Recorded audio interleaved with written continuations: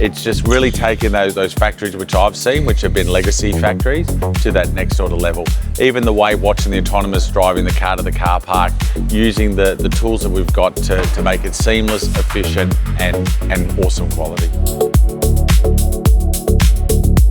In the exterior, but also particularly in the interior, you can see really a difference in the quality of Zeekr craftsmanship. Absolutely, and it gives us more faith from the dealer level, talking to a customer, talking about the quality, knowing when those processes are in place at the factory to get it right first time.